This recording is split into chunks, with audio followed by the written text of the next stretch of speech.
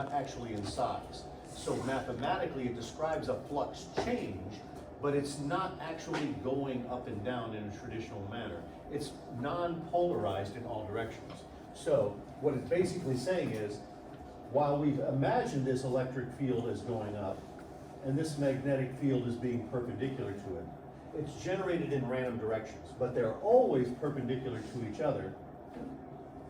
So that means the pointing vector is always perpendicular to the plane of the tube. The strength of the electric field is really just a measure of its storage of energy. It's not actually going physically up and down.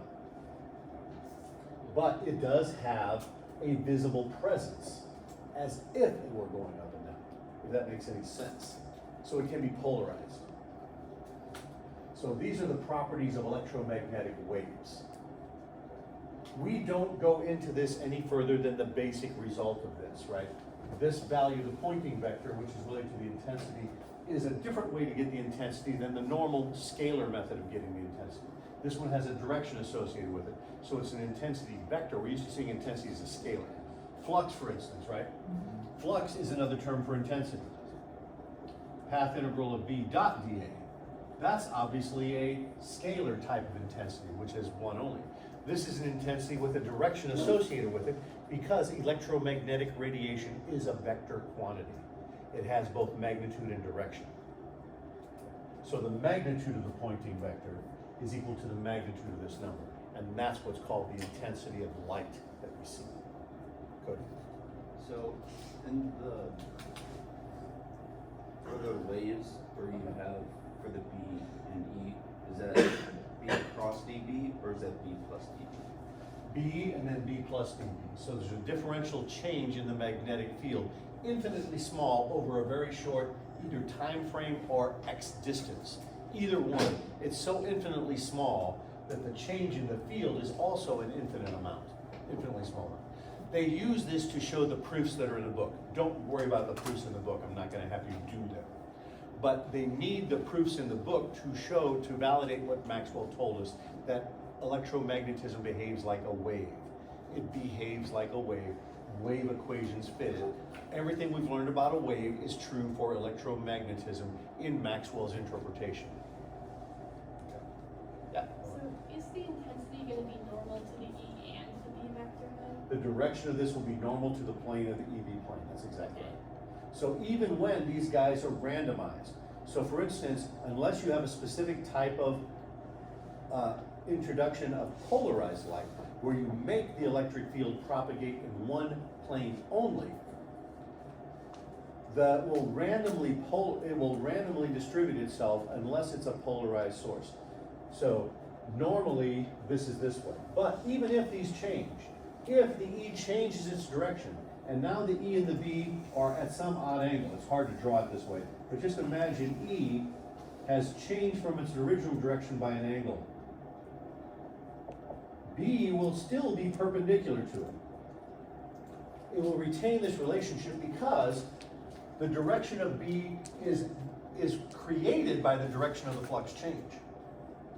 And the way we recreate the E from the B is because of the direction of the BE relationship, and they're always orthogonal. So if the E switches to a new plane, the B switches to another perpendicular plane. That means S will continue in the same direction. This S is in this direction, and so is this. Doesn't matter if E is propagating in this plane, or this plane, the B is always perpendicular to it, and E cross B will always give you a pointing vector in this direction. So in what's called unpolarized light, that's what happens. This electric field is just arbitrarily always choosing its direction, or more completely, the photons they represent have different orientations to their planes. But that doesn't matter because they all travel in the same direction, because if my E is here and your B is here, I'm going to go this way. If your E is here and my B is here, we're still going to go this way. Yeah? I thought the intensity was I. It is. So that's the... It's the magnitude of the pointing vector. And they link Yes. exactly? They link because the magnitude of the pointing vector is the intensity of the wave, can be gotten from the equation they gave you, which was 1/2 epsilon naught E squared. That's the intensity of the pointing vector. They showed you how to get that. Or it's 1/2 mu times the maximum magnetic field strength. But we traditionally use this one because electric fields are easier to isolate and measure more precisely. Electric field stabilized rooms can be done with Faraday cages, right? So Faraday cages, you put chicken wire in the walls of your lab and you pretty much prevented stray electric fields from coming in.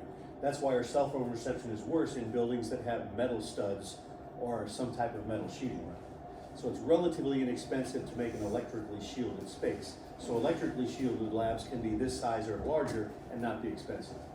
But magnetically shielded labs tend to be the size of closets because you have to do much more to insulate your environment magnetically as well as electrically. So since this is easier to measure in a lab condition because you can isolate a room electrically, we generally measure the strength of our electromagnetic radiation by measuring its electric field maximum strength. We can do it this way as well. This is mu naught, sorry, 2 mu. I think those are right equations. You see those are right.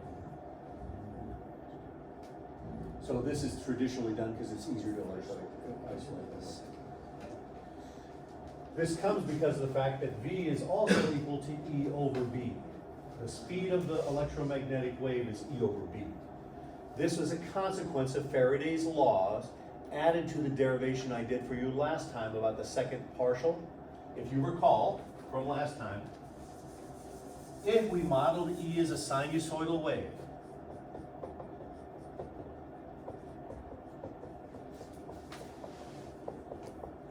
and we had the wave equation that said, hey, if you're going to satisfy the wave equation, this has to be true.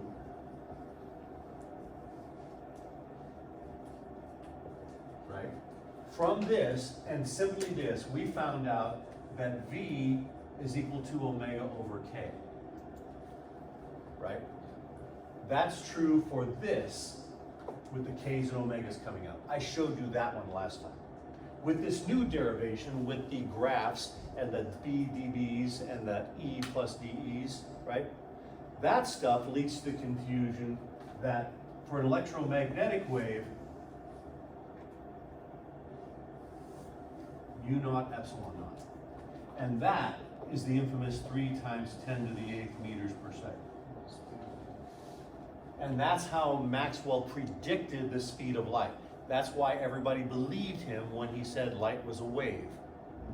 Because they had not been able to measure the speed of light yet at the time in the late 1800s. They were getting close, but they didn't know what it was. Maxwell said, I believe light's a wave. And he showed those derivations I just showed to you. And he said, here's my prediction. The speed of light will be this number. These 2 common constants. And crap, he was right. When they finally found it, he was right. So it's hard to disagree with a guy who predicts a number that you've been looking for a long time and predicts it accurately by his science. So nearly everybody believes light's a wave. Now, of course, it's not. But for many applications, we can pretend it's a wave. So that's what we do for the rest of this semester. We say, okay, here's conditions where it behaves like a particle. And what it's really tied to is something called the duality nature of light. I'll get to your question, and then we'll continue. Yes? Underneath the 1 over B. Mu naught epsilon. Mu naught epsilon. To the left. D by partial with respect to T squared. Thank you. From last time. So do we know what light actually is? We do. Einstein fixed it for us. Yes. That's where I'm going next after I handle the parts you're going to be responsible for the test. Then we don't do relativity in here, but relativity is more about gravity and the speed of light than it is about electromagnetism itself. So, you have to know how to use these relatively simple conclusions based upon this. I don't feel good without at least putting some of this knowledge in your brain in case you ever have to deal with light. photonics engineers, for instance, is a class of generally electrical engineering that deals with the light applications, the photoelectric applications of light. Photocells, for instance, right? That's a photoelectric application of light. So what Maxwell then went further to create was Maxwell's rainbow. So Maxwell's rainbow basically says that radio waves, infrared radiation, which we sense as heat, visible, ultraviolet, X-rays, and gamma rays are all the same damn thing. They're all what he called electromagnetic radiation. And we call it that today. They all do this same thing, radiation, just at different wavelengths. They all have E fields that are perpendicular to their B fields. And therefore they create this pointing vector in this direction. The only difference is in the wavelength. Lambda changes. We know the speed of any wave is equal to the frequency times the wavelength. That has to be true for every wave as well, right? Not only does it have to satisfy the wave equation, but this B has to be equal to the frequency times the wavelength. What he said is, this is the long wavelength end of the spectrum. Lambda stands for wavelength in this case, not linear density. The low frequency end. And he paired up with a guy named Planck, right? Who said light was a wave, well, that was a particle. And so to the equation C, which is the speed of light, is F lambda, we add E, the energy of the wave, is equal to H times F, where H is a constant known as Planck's constant. He said, if you want to think of this wave as a source of energy, like a point, you could rationalize the energy encompassed by that wave by simply measuring the frequency and multiplying it by my constant, and you will get joules of energy. So what's the corollary? We use visible light as an example. Visible light goes from red, orange, yellow, green to blue to violet. The red end is the long wavelength, low frequency end. The blue end is the short wavelength, high frequency end. So I use my colored markers. The speed of light is a constant for all materials, all electromagnetic radiation in the same medium. It does change with the medium you pass through. Okay? So if you have a relatively long wavelength, like red light, you must have a relatively low frequency. Since Planck's constant is a constant, I always indicate constants as sideways arrows. They can't go up or down. Therefore, if you have a relatively low frequency like red light, you are relatively low energy. But if you have a relatively short wavelength and high frequency like blue light, then your high frequency results in higher overall energy.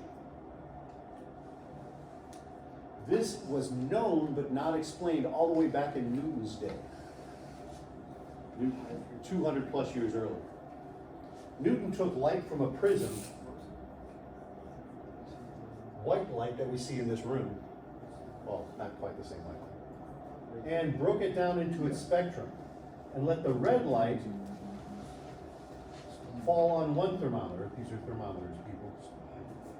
And the blue light fall on a second thermometer, and the violet light throw on a third thermometer, and the temperature went up.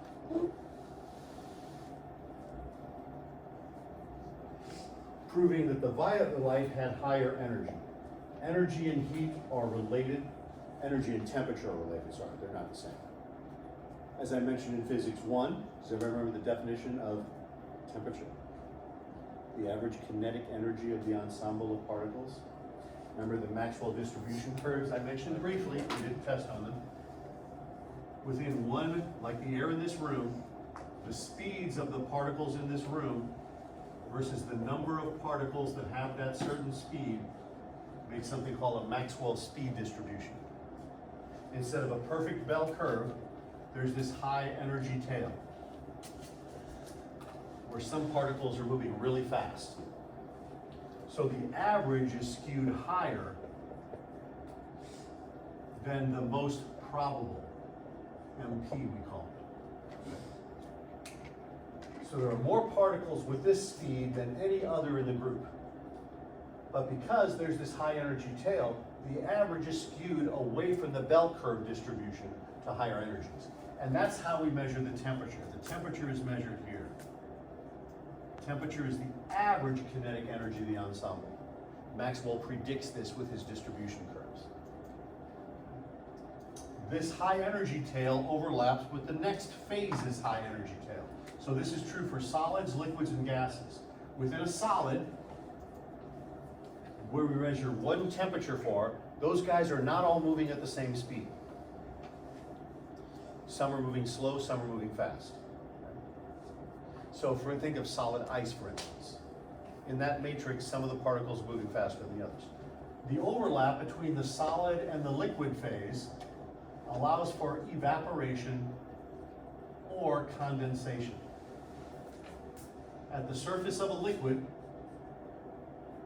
the air particles out here can bump into the air molecules and lose a little speed. So the low energy liquid, the low energy gas, can be subsumed into the liquid by evaporation or condensation. Sorry, I said liquid, I should have said solid to liquid, liquid to gas. The same thing happens, solid, liquid, there's a gas interface over here. So this one is melted.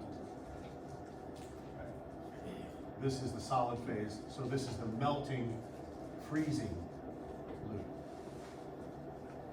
And this is the evaporation, condensation.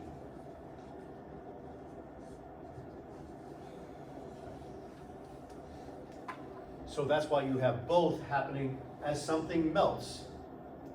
You have things freezing from the liquid phase and things from the liquid phase freezing itself. If the system's in equilibrium, you have just as much melting as you do freezing. Of course, normally our example is a glass of ice water in the air, right? Obviously, the air temperature is generally warmer than our ice, so it's always leaking to the environment. But if we could isolate that thing in a vacuum, there'd be just as much freezing as there is melting of the ice once they reach the same temperature. We can drive this by adding heat to the system. By adding heat to the system, the whole curve shifts this way. Add heat, and that forced adding of heat is then called boiling, right, for a liquid to a solid. Or we can force the melting from the natural condensation evaporation states. How does that dovetail back with this? Because all of these energy ranges are like those energy ranges, except now it's a different thing. It's electromagnetic radiation. And we just visually observe them differently. We can see visible light, so we thought it was different than heat. We thought it was different than radio waves. We thought it was different than X-rays, gamma rays. They actually called them rays because they thought they were streams of particles, because that's how we observed them, at least initially.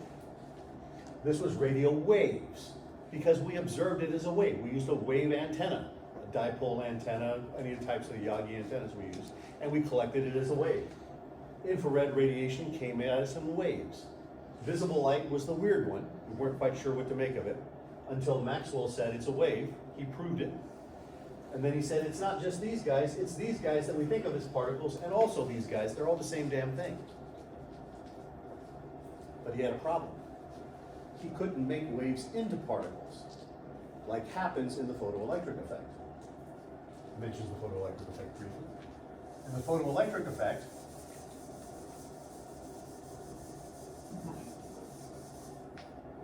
most of this happened in England, they had a sheet of this fancy new metal called aluminium. It's new. We call it aluminum, right? It was new when they did it. It was around a long time. It's hard to isolate it and mill it and all that stuff, right?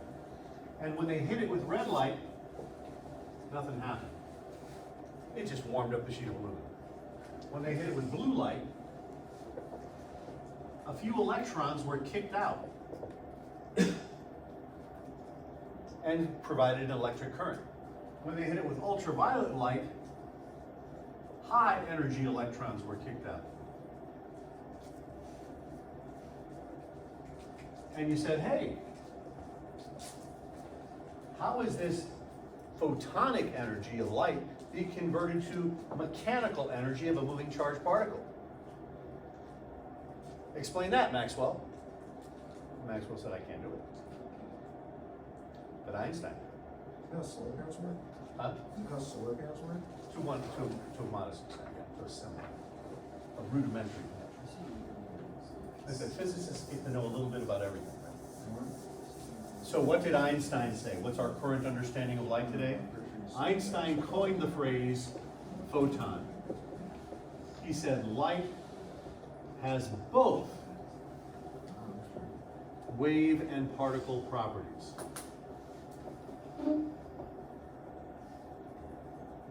So you have to describe it as a wave function. I just heard Cheryl the other day, I walked down the hall the other day and I heard one of the chemists, Sophia, mentioning wave function. We're like, crap, they're talking physics. And they said, we're not gonna do the math. So, wave and particle properties. What it looks like to us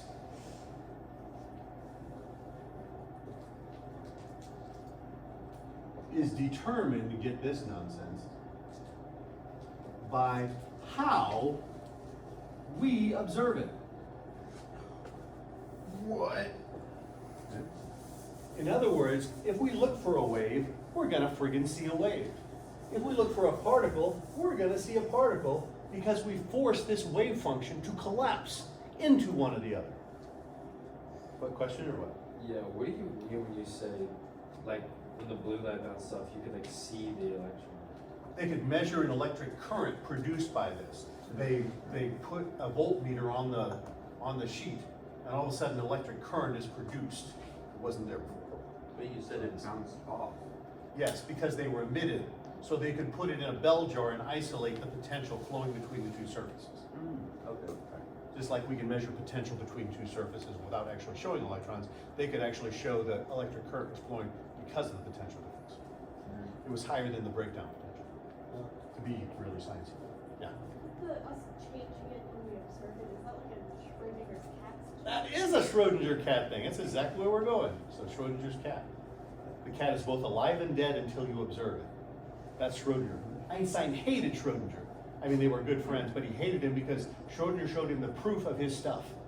And Einstein, when told the proof of his own theory, said, I can't believe God plays dice with the universe. And basically spent the last 20 years of his life trying to disprove his own theory because he didn't like it. This is how it shows up. We're about to do diffraction, and this is where the tie-in comes, right? Yeah, Cody? Sorry, what does the word after particle say? By how we observe it. No, after particle? Particle properties.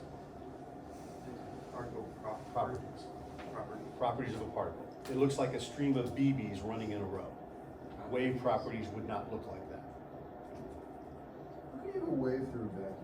So, you What's can the have, of medium course you of can have a that? wave through a vacuum. What's the So, medium? we're about to start. Remember that interference we talked about in Physics 1. And this is where it delves into this. Interference had two forms that we looked at, right? Interference due to a path length difference, and interference due to standing wave. There are many others, but just like in this one, we're going to study two types: path PLD interference and standing wave interference. Those were the focus. If you remember the PLD examples, they look like this. Speaker 1 is over here. Speaker 2 is here. Detector is over here. Path length 1, path length 2, path length difference. Angle theta, if the distance between them was d, the path length difference was some interval of d sine theta, which was an integer multiple of the wavelength. This is what you used to study interference, right? It comes out of an analysis like this. The second type of interference we studied was harmonic sound waves, right? Or waves on a string. If a wave traveling in this direction meets its opposite wave traveling in this direction, they interfere in such a way to create nodes and antinodes. Remember that stuff? Right? That was called a standing wave. And standing waves were predicated on these two equations. The frequency of the standing wave was either NV over 2L or NV over 4L. with n being all integers or n only being odd integers. Sounding a little bit familiar?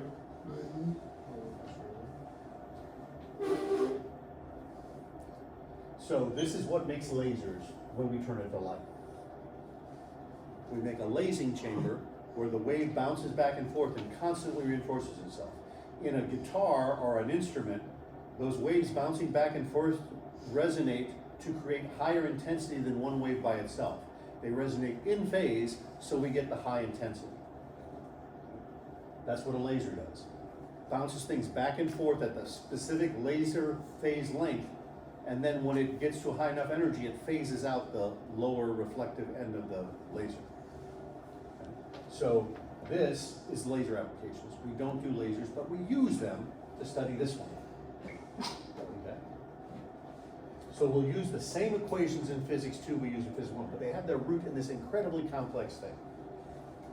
So when light goes through a small opening, this specific type of interference caused by path length difference is called diffraction. Diffraction is specialized interference. What does that have to do with Einstein? What we will see in diffraction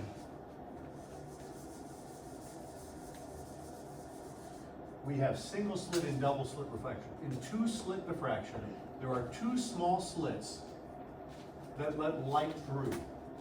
Just like you can have two little slits to let water through, and they create these circular waves going out. The same thing happens. When they then hit a viewing screen, they either overlap so they constructively or destructively cancel, and they'll create a phase relationship like this. Obviously, right down the middle between these two, they reinforce each other because they travel the same exact path. So if they start in phase, if source 1 starts in phase with source 2, at the center, the path length difference equals 0. So you get constructive interference. Remember constructive interference from physics 1? At least a little bit. But when the path length difference gets to be integer multiples of the wavelength,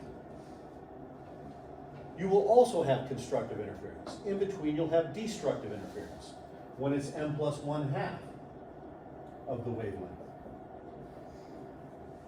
This led to constructive, this led to destructive. Everywhere in between, it's in between. So at this location, you get destructive interference. At this location, you go back to constructive interference. Make sense? Ish. And remember, we didn't do streams of particles in physics when we did waves. Waves on a string, sound waves. It was only waves. So we studied wave interference, and we should be able to understand this relationship, where you get a maximum followed by a min, followed by a max, followed by a min that you can mathematically determine when light is a wave. Okay. And this worked. Backed up Maxwell. Every experiment he did said, yep, when you use two sources of light, they interfere just like we expect light as a wave to do. So they said, Einstein, you're wrong, buddy, brah, because when I put source 1 and source 2 here, and I put light in here, and I put my eyeball, my detector here, and say, yep, I don't know, the light lights up both ends, right? So it's a big beam of light. So the light comes in and lights up both ends. But I want to know, because I'm a scientist, I want to know, does that particular light beam go through this opening or this opening? So I check.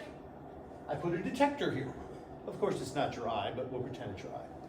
The detector senses, here's one, here's one, here's one, here's one, here's one. Being a good scientist, I'm watching the light go through to make sure it goes through which one.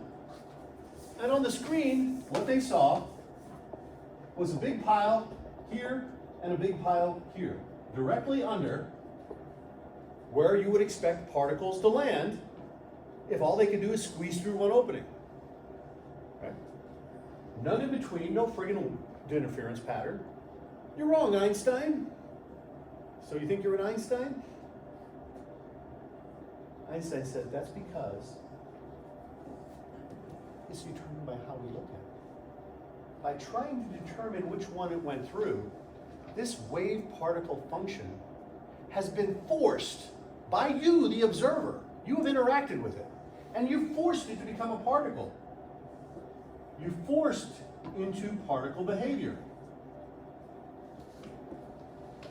Because we don't observe anything without affecting it.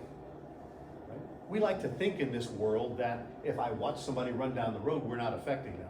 Just because they're oblivious to you does not mean there isn't information being shared between you. The light from you is bouncing off of them, the light from them is bouncing off of you.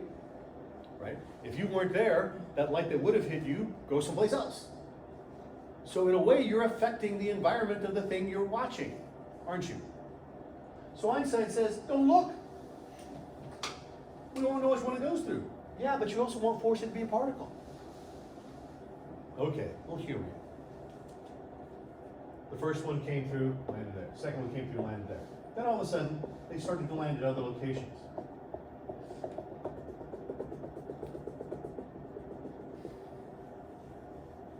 And when they added them all up, son of a bitch, he was right. Crazy. You don't come up with it, you observe it. So how are these observations You can't observe what. Excuse me?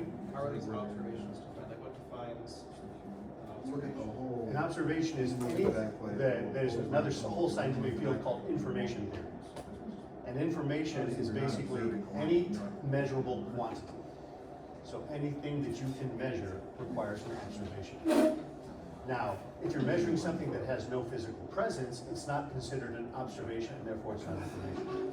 The example that I was taught in undergrad school was, for instance, nothing can travel faster than the speed of light that has information. The shadow of a ship traveling at the speed of light is not a thing with information. So the shadow, if you shined a light on a spaceship traveling at the speed of light and looked at the shadow would obviously be traveling faster than the spaceship. But the shadow is not a thing. It does not contain information.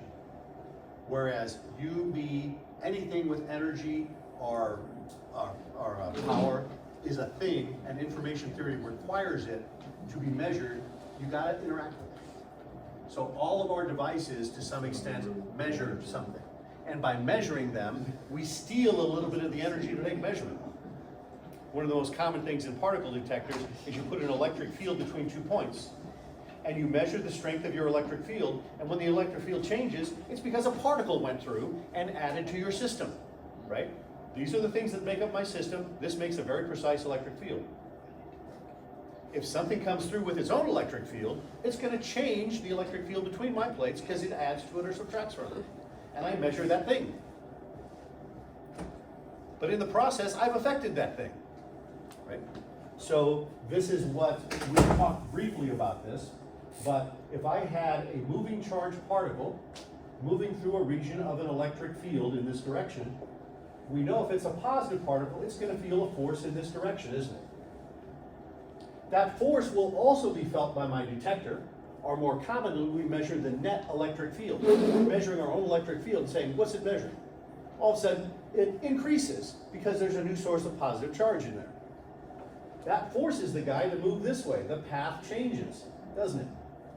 If the path changed, we've affected it, haven't we? We don't care because we just want to know what it's coming through. But that's what happens over here. This nebulous thing that is both particle and wave at the same time, only obeying the laws of quantum physics, is oscillating its way through space with an indeterminate wave function that describes its energy, its position, its velocity, everything about it. And Planck came up with the uncertainty principle.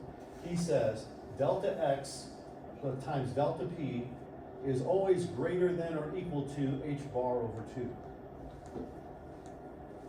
This was known as that Planck's constant we talked about before. This leads to the famous physics jokes of all time. This stands for momentum, right? And this stands for position. We're just mentioning one-dimensional position. The uncertainty in your position measurement, plus the uncertainty in your momentum measurement. Momentum is speed, speed is energy. So it's basically positional and motion types of energies, right? They proved that if quantum mechanics was correct, this number can never be zero. You can measure something's position precisely, but then you know nothing about its speed or momentum. You can measure its speed or momentum precisely, but you don't know where in the hell it is. So we always have to choose how accurately do we want to know each thing. There's always a compromise at the quantum level.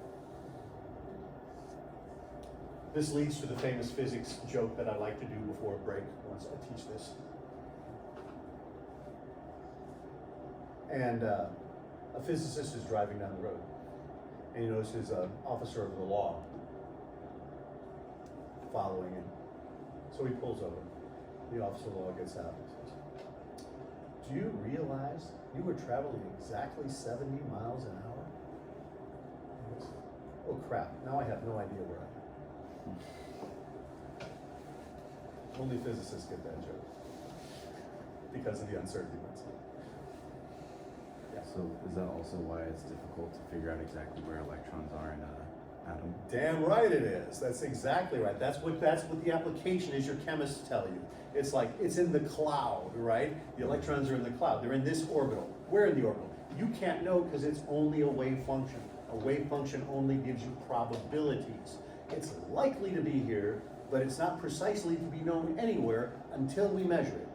And once we measure it, if we want to know precisely where it is, we lose all other information about it. And we've affected it, so it's no longer there anyway. So, but there's a reason for this, of course, right? We say we want to build a device that puts our electrons here. Right? Like you said. Okay, let's check to make sure they're actually going there. But of course, if we leave our tool to check on all the time, it's not going to work. So we just check that they went there, and we shut it off. Okay, now we're confident they keep going there. It's a weird world at the quantum. Incredibly weird. What do you absolutely need to know? Those equations I started this off with, and then eventually we're going to get to these two types of interference. The equations are very simple. They're rooted in things that are not simple, right? You need to know about Maxwell's rainbow and how the frequency and wavelength change the energy of the wave. That's why gamma rays have a lot of energy, because they have very high frequencies, and radio waves do not. If you absorb a radio wave, it doesn't do you any damage. That's why we don't moderate them very much, just so they don't overlap with each other. Radio stations, so you don't mess with the signal. Radio waves fling through your body all the time. If one of them was accidentally absorbed by one of your cells, the energy level is so low, your cell just hiccups it off. Well, it's an energy I can't use, but I don't care. But you move up to infrared, which we feel is heat. There's a limited amount of infrared we can absorb before it does damage to us. Visible light we generally don't absorb. Generally we reflect it. Light can pass through you, light can bounce off you, light can be absorbed by you. Radio waves primarily pass through, visible light primarily bounce off. It's the absorbed ones we worry about. We don't worry about infrared because it gets absorbed by our skin, heats us up a little. As long as we remove ourselves from the source, we're okay. But we do worry about ultraviolet, because ultraviolet penetrates into a layer of our skin and interacts with our skin in such a way that it tans or deforms the skin cells with energy that it cannot use. And therefore you get skin cancer. X-rays, even more energetic. They penetrate through your bones and only bounce back off of more dense material like bone. They won't give you all the X-rays in the world because some of those X-rays are interacting with your cells in bad ways, destroying them. So you're limited by the amount of X-ray exposure you have. Gamma rays are the worst. They penetrate about this far in human flesh before they tend to be absorbed. And what's inside there? All of our organs.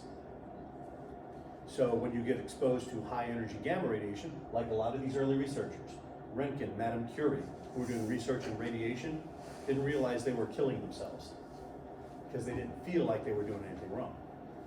Röntgen actually was studying X-rays, and he was using an old cathode ray tube, the old style TVs, and he was shooting a beam of X-rays at the screen to get them to fluoresce. And he put his hand on it to make an adjustment, and he noticed he could see the bones in his hand. He said, well, that's cool.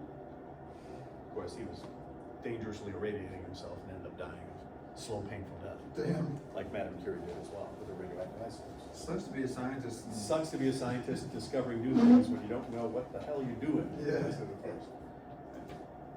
So that's what radiation, so all these things are the same thing, and Maxwell was the first guy to put that together for us. Everybody knows that Marconi invented the radio way back in the 1700s, 17 something, right? They didn't know what the hell a radio wave was, but they could use it. They could create one and use it to create radio waves. It took over 100 years for Maxwell to say a radio wave is the same friggin' thing as visible light. It just has a different wavelength. It's electromagnetic radiation propagating along a pointing vector. Question? Just with that previous topic in question, it took like, I think around like 8 years for them to make using radium in nail polish illegal. That's only because basically everybody's wives were getting sick from it. Exactly. That's Yeah. right. So, but that's why they've done studies on the microwaves. Microwaves are basically at the high energy end of the radio spectrum. So the radio, that's microwaves are what power your cell phone and microwave ovens. Microwave ovens are much higher intensity than your cell phone, right? Or much higher power as well. So you can have 1,000 watt or a 1 kilowatt microwave versus a 5 watt cell phone antenna, right? So having those things next to your ear and your brain has been shown that it doesn't have any serious long-term effects. They've had cell phones around long enough to study them for a long time. But putting your head in a microwave oven will have very serious damaging effects immediately because of the intensity of the flux. That's why also they put limitations on how close you can be to power line structures, like I said. Receiving stations for power line structures, no permanent structures can be within a station where there's a high transmission of power line stuff. People who go there have limited times they can stay on site before they have to leave. They're not allowed to camp there. Oh, this is a 3-day job, we'll just camp on the antenna while I work on it. We'll camp under the thing while I work on it. Yeah. And they do the same thing with high power radio. Exactly, the high power, even though it's radio waves, too much power of anything is bad. Exactly right. Because there is a small amount of absorption. The more you have, the more you absorb, the more dangerous it is. Exactly right. So if you've ever seen anything in your real life, now you know the science reasons behind. I wonder why they do that. Kind of like the guardrails in Physics 1. Can't look at a guardrail now and not think about the impulse reactions, right? Okay, perfect. We'll see you soon. We'll actually do some science now. We'll show you the easy stuff. We gotta finish up chapter 32.